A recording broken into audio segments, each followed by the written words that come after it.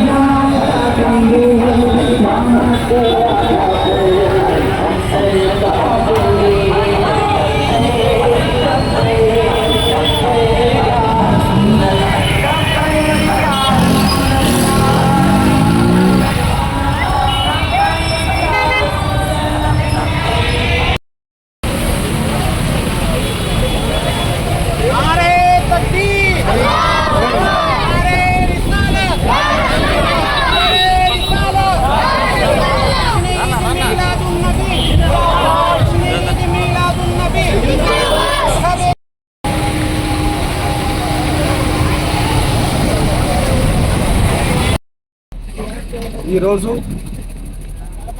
నందిగామ పట్టణంలో ప్రతి సంవత్సరం ఏ విధంగా అయితే జస్ట్ 8 మిలాదున్ నబీ ఊరేగింపు చేస్తారు, ఇవాళ అదేవిధంగా మన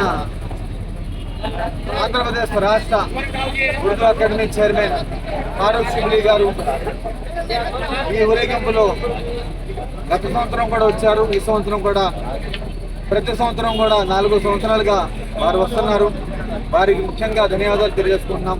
అహ్లే సున్నత్ వల్ జమాత్ తరపున పండగ అంటే పండగ అనేది మన ఇంట్లో ఏదో బిర్యానీలు వండుకొని తింటాం కాదు. పండగ అనేది ప్రతి ఒక్కరు కూడా సుఖ సంతోషాలతో ఉండాలి. ప్రతి ఒక్కరి కడుపు నింపాలి అనేదే ముఖ్య ఉద్దేశం. ఆ విధంగా పండగ జరపడం అనేది సూఫీ తత్వము, మొహమ్మద్ ప్రవక్త ఇచ్చినటువంటి సందేశం కూడా అదే. ప్రతి ఆకలితో ఉన్నటువంటి వాడికి ఈ ఊరేగింపు తర్వాత అన్నదానాలు అనేది ఇది ఒక పట్టణం ఇక్కడే కాదు, ప్రపంచవ్యాప్తంగా ఉన్నటువంటి విశ్వాసులు ఎవరైతే ఉన్నారో వారందరూ కూడా ఇవాళ ఒకళ్ళు బ్లడ్ డొనేషన్ చేయడము, రక్తదానం చేయడము, అలాగే అన్నదాన కార్యక్రమాలు చేయడము, తదితర కార్యక్రమాలతో ముందుకు తీసుకెళ్ళి అందరికీ పేదవాడికి పండగ జరుపుకునే విధంగా ఈ పండగ జరుపుకోవడం అనేది మొహమ్మద్ ప్రవక్త పుట్టినరోజు శుభాకాంక్షలు ప్రతి ఒక్కరు తెలియజేస్తూ, మొహమ్మద్ ప్రవక్త ఆశీస్సులతో ప్రతి ఒక్కరూ ముఖ్యంగా మన ఆంధ్రప్రదేశ్ రాష్ట్రం దినదిన అభివృద్ధి చెందాలని కోరుకుంటూ సెలవు.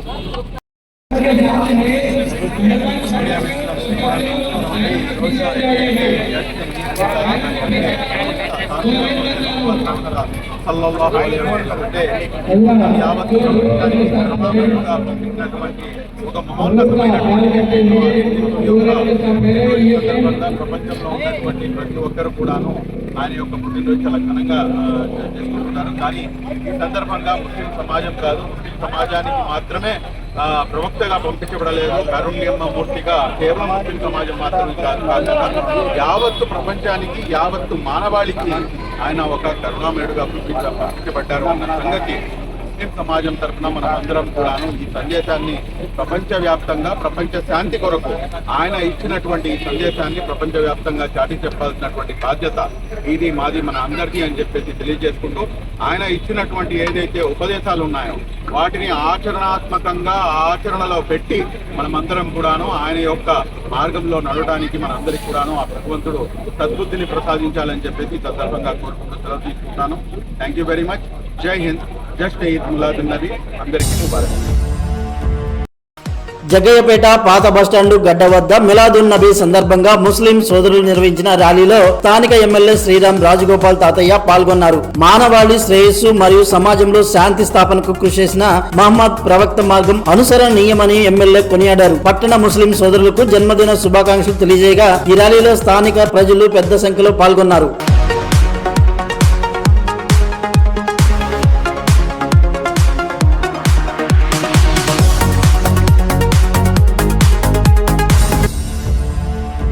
నేతన్నల సేవలో పథకానికి కొత్తగా దరఖాస్తు చేసుకున్న అర్హులకు ఈ నెలాఖరులోగా వారి ఖాతాల్లో 25,000 రూపాయలు చొప్పున జమ చేస్తామని మంత్రి సవిత వెల్లడించారు. తొలి విడతలో 71,536 మందికి 166 కోట్లు అందించగా కొత్తగా వచ్చిన 36,617 దరఖాస్తులను పరిశీలిస్తున్నామని తెలిపారు. అర్హులైన ప్రతి నేతన్నకు ప్రభుత్వ సంక్షేమ పథకాలు అందేలా చర్యలు తీసుకుంటున్నామని స్పష్టం చేశారు. పెన్షన్ విధానాన్ని మొదలుపెట్టిందే ముఖ్యమంత్రి చంద్రబాబు నాయుడు గారు 14-19 అన్న విషయం కూడా మీకు తెలియజేస్తూ, మరి కూటమి ప్రభుత్వం అధికారంలోకి రాగానే మరి ఏదైతే మాట చెప్పామో ఆ మాట ప్రకారం 50 సంవత్సరాలకే మరి 4,000 పెన్షన్ కూడా మనం అందజేస్తున్నాం. మరి రాష్ట్ర వ్యాప్తంగా 86,000 మందికి మనం పెన్షన్ కూడా అందజేస్తున్నాం అన్న విషయం కూడా మీకు తెలియజేస్తున్నాం. దానితో పాటు థ్రిఫ్ట్ ఫండ్ కూడా మనం అందజేస్తున్నాం. మరి దాంతోపాటు ఎన్నికల సమయంలో మన మేనిఫెస్టోలో ఏమేమైతే చెప్పామో మరి ఆ మాట ప్రకారం మరి హ్యాండ్లూమ్కి 200 యూనిట్లు, పవర్లూమ్కి 500 యూనిట్లు ఉచిత విద్యుత్ కూడా మనం అందజేస్తున్నాం. ఉచిత విద్యుత్ అందుకున్న లబ్ధిదారులు 52,952 మందికి మనం ఉచిత విద్యుత్ కూడా అందజేస్తున్నాం అన్న విషయం కూడా తెలియజేస్తున్నాం. ఒక్కొక్క నేతన్నకు మరి 200 యూనిట్లకు సుమారుగా నెలకు 780 రూపాయల దాకా మరి వారికి లబ్ధి పొందుతుందన్న విషయం తెలియజేస్తూ, మరి పవర్లూమ్కి 500 యూనిట్లు పవర్లూమ్ వారికి మరి నెలకు 1,800 దాకా మరి లబ్ధి పొందుతున్నారన్న విషయం కూడా మీకు తెలియజేస్తున్నాం. దానితో పాటు మరి ఏదైతే మరి నేతన్నలకు 365 రోజులు పని దినాలు కల్పించాలని గొప్ప సంకల్పంతో మరి ఎప్పటికప్పుడు ఎగ్జిబిషన్స్ ఏర్పాటు చేయడం, స్కిల్ అప్డేట్ చేయడం కూడా జరుగుతుంది.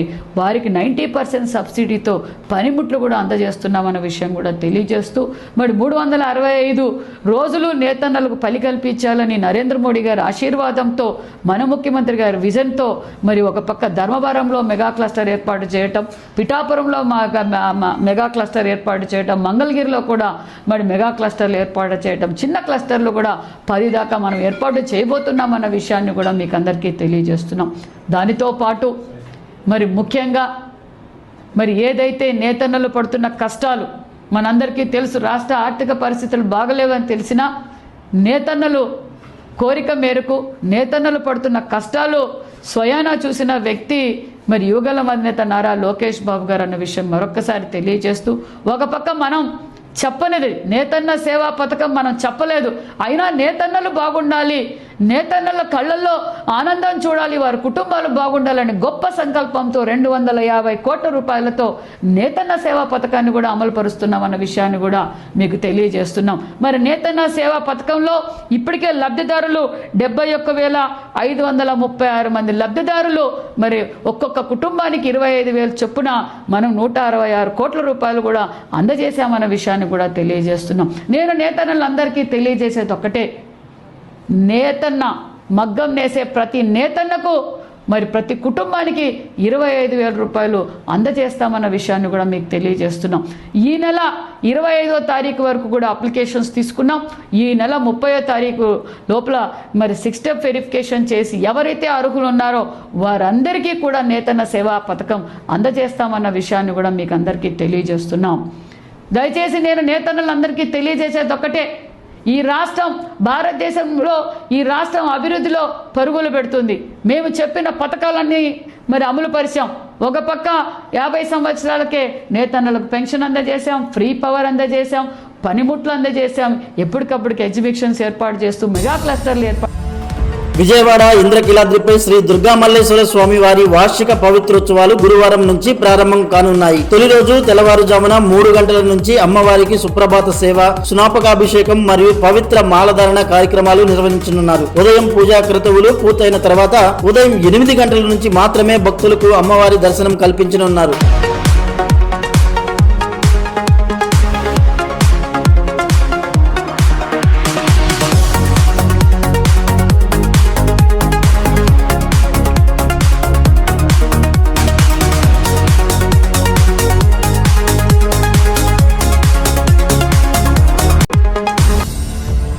కోదాడ మండలం ద్వారకుంట వద్ద జరిగిన ఘోర రోడ్డు ప్రమాదంలో కృష్ణా జిల్లా తేలప్రోలుకు చెందిన యాసవరపు చిన్ని అనే మహిళ అక్కడికక్కడే మృతి చెందింది. ప్రమాదానికి గురైన తండ్రిని పరామర్శించేందుకు భర్తతో కలిసి హైదరాబాద్ వెళ్తుండగా ఈ విషాద ఘటన జరిగింది. సమాచారం అందుకున్న కుటుంబ సభ్యులు మరియు బంధువులు తేలప్రోలులోని ఆమె నివాసం వద్ద కన్నీరు మున్నీరుగా విలపిస్తున్నారు.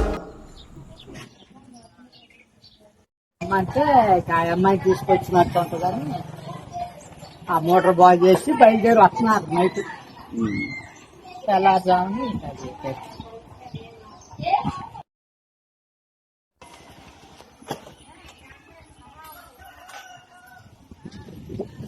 చిన్న ఫోటోలు పెట్టారు.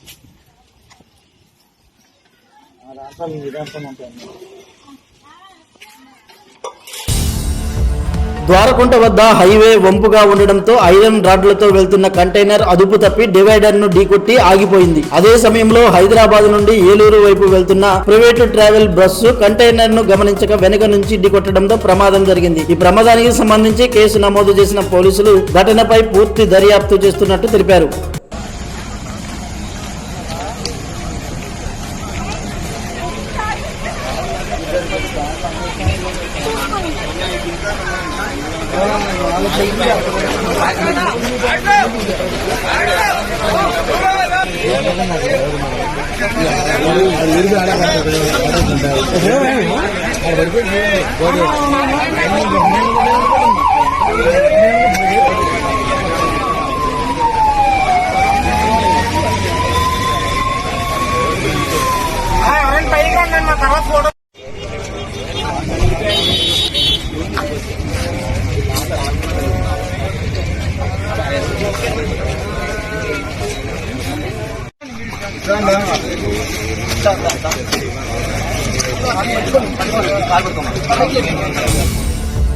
కపిలేశ్వరానికి చెందిన లలిత కుమారి తన భర్త సురేష్ అక్రమ సంబంధం పెట్టుకుని తనను తీవ్రంగా వేధిస్తున్నాడని పోలీసులకు ఫిర్యాదు చేసింది. తన పేరు మీద పొలాలపై రుణాలు తీసుకుని చెల్లించకుండా వదిలేసి ప్రాణహాని తలపెడుతున్నాడని ఆరోపించింది. భయంతో ఇల్లు వదిలి ముదునూరులోని తాతయ్య వద్ద ఆశ్రయం పొందుతున్నానని బాధితురాలు ఆవేదన వ్యక్తం చేసింది.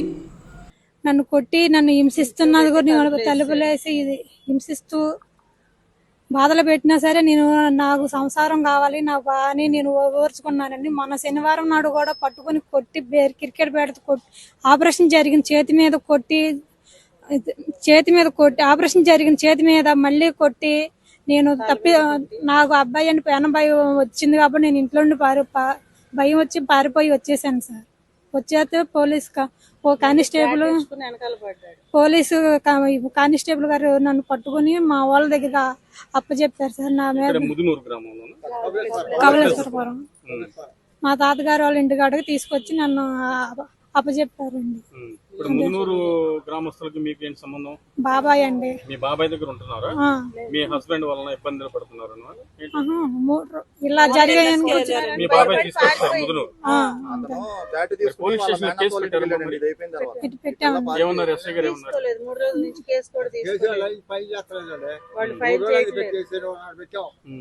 ఇదిగో అన్నారు అదిగో తీసుకురామని ఫోన్ చేస్తున్నారు ఇటు వస్తున్నాడు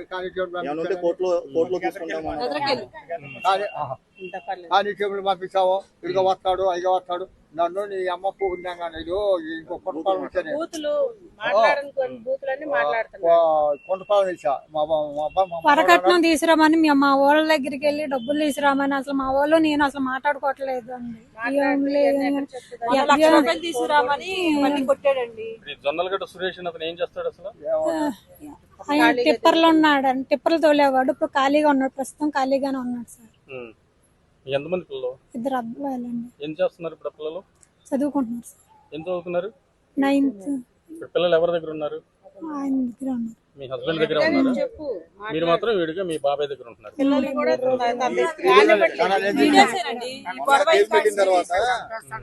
ఏమైందంటే సార్ కిషోర్ గారు ఆ రోజు ఏమైందంటే అతను బ్యాట్ వేసుకుని విజయవాడ పడమర పోలీస్ స్టేషన్ పరిధిలోని మాతా టవర్స్ వద్ద అర్ధరాత్రి ఓ అమ్మాయి విషయమై తీవ్ర వివాదం చెలరేగింది. వివాదంలో భాగంగా కారులో ఉన్న యువకుడిపై కొందరు గుర్తు తెలియని వ్యక్తులు భౌతిక దాడికి పాల్పడ్డారు. దాడి అనంతరం సదరు యువకుడిని అదే కారులో ఎక్కించుకుని నిందితులు అక్కడి నుంచి పరారయ్యారు.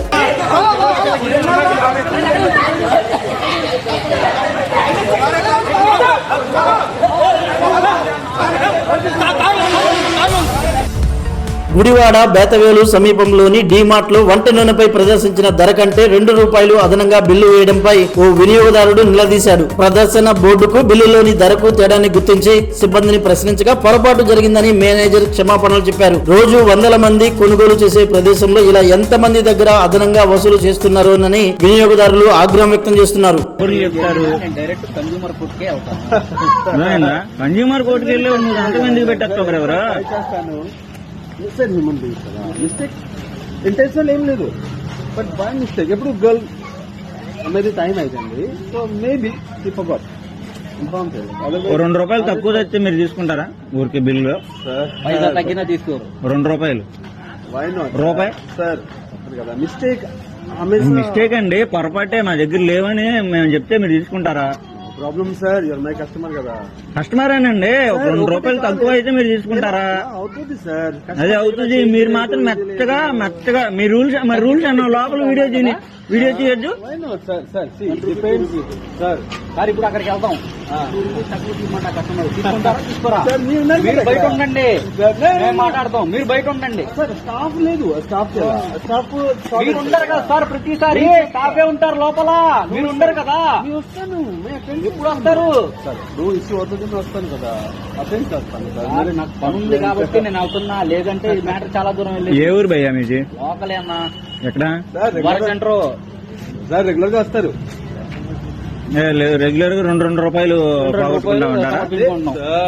ఒక బాటిల్ మీద ₹2, ఒక ఐటమ్ మీద ₹2. ఒక ఐటమ్ మీద ₹2. అలా 10 ఐటమ్ల మీద ₹10. ఎలా క్యాల్కులేట్ చేస్తారు? జనాలు డబ్బులు ఎలా చూసుకుంటున్నారండి బిల్లు కాకుండా? ఎన్ని బాటిల్స్ అవుతాయి అలాగా? మీరు బిల్ ఎవ్రీ టైం చెక్ చేయండి సార్. బిల్లు చెక్ చేసాను కాబట్టి తెలిసింది నాకు. ఎవ్రీ టైం చెక్ చేయండి. ఏం అన్నా అని నేను మళ్ళీ వెళ్ళి చూసొచ్చా.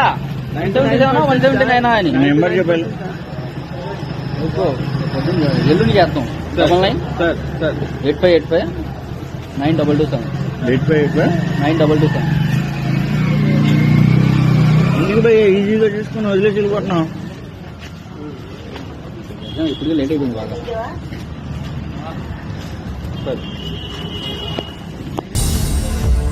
జగ్గయ్యపేట పట్టణం కోదాడ రోడ్డులో విష్ణుప్రియ నగర్ ప్రవేశ ద్వారం వద్ద ఉన్న బస్సు షెల్టర్ ను R&B అధికారులు కూల్చివేశారు. 15 సంవత్సరాల క్రితం 5 లక్షల రూపాయల వ్యయంతో నిర్మించిన ఈ షెల్టర్ ను రోడ్డు మార్జిన్ లో ఉండడంతో విస్తరణకు అడ్డుగా మారిందని అధికారులు తెలిపారు. జాతీయ రహదారి ప్రయాణికుల కోసం ఏర్పాటు చేసిన ఈ షెల్టర్ ను తొలగించడంపై ప్రత్యామ్నాయ ఏర్పాట్లు చేయాలని స్థానికులు కోరుతున్నారు. ఇవి ఇప్పటి వరకు ఉన్న ప్రధాన అప్డేట్స్. రేపటి NDG న్యూస్ తో కలుద్దాం. నమస్కారం.